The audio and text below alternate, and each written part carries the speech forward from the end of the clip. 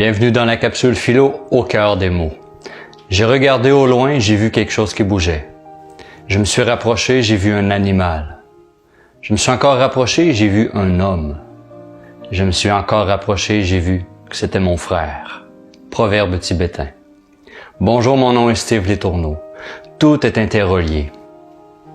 Et si on sait bien regarder, l'autre devient mon frère ou ma sœur, où qu'il se trouve et quelle que soit sa différence. Si on ne sait que s'arrêter à la surface du corps, on ne voit que des différences, une diversité de couleurs et de formes. Et si on entre un peu plus profondément, on constate qu'au niveau de nos organes et de nos os, il y a de moins en moins de critères de différence. Et si on entre encore plus profondément au niveau des atomes qui nous composent, là on constate qu'on est tous faits de la même chose. Dans le domaine de la science, il y a une branche qui observe le monde de l'infiniment grand, visible par nos sens, et une autre qui observe le monde de l'infiniment petit, dont les atomes, qui est invisible à nos sens et où la différence n'existe plus.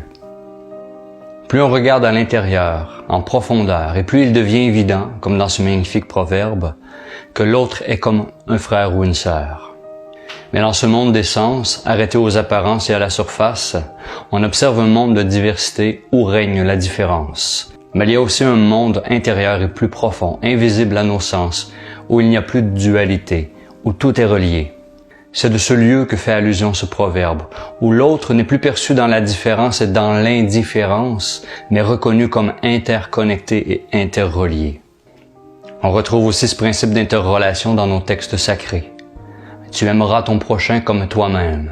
Et dans le taoïsme également, regarde le gain de ton voisin comme ton propre gain et la perte de ton voisin comme ta propre perte.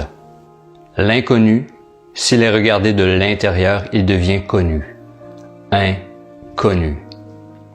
De cet intérieur, l'étranger, l'étrange, devient l'être ange, c'est-à-dire un autre moi-même habillé d'une autre façon, comme le dit le professeur Aziz El-Amrani. Du côté de la science, en physique quantique, ce principe d'interrelation est connu et démontré dans ce qui est appelé le phénomène d'intrication. Et dans notre corps, on retrouve aussi le reflet de cette reliance universelle avec nos fascias, qui relient chaque partie de notre corps à l'ensemble de notre organisme, et par quoi les parties sont reliées entre elles comme un tout indivisible. On porte en nous les traces de cette reliance. Les modèles qu'on retrouve dans la nature et dans l'univers vivent en nous. On a les schémas des rivières dans notre réseau veineux et artériel. On a littéralement un schéma d'arbre inversé au niveau du système respiratoire qui est appelé d'ailleurs l'arbre bronchique. Et dans notre système neuronal, au niveau cérébral, on retrouve rien de moins que le schéma d'une galaxie. Et si on fait une coupe sagittale dans le cervelet, il dévoile une forme appelée arbre de vie. De plus, on a dans notre cerveau ce qu'on appelle des astrocytes, des cellules en forme d'étoiles. On a des étoiles dans la tête. Et ces cellules en forme d'étoiles sont logées dans notre voûte crânienne, à l'image des astres qui habitent la voûte céleste. Je m'arrête ici, mais il y en a plein d'autres exemples. On voit bien qu'il y a des correspondances qui témoignent de cette interconnexion, de cette reliance qui existe entre nous et les autres, entre nous et la nature, entre nous et l'univers. David Bohm, un des pères de la physique quantique, a écrit « Si l'homme pense à la totalité comme constituée de fragments indépendants, alors c'est comme cela que son esprit tendra à fonctionner. Mais s'il peut tout inclure de manière cohérente et harmonieuse dans une globalité indivisible, ininterrompue et infinie, alors son esprit tendra à se développer dans une voie similaire. »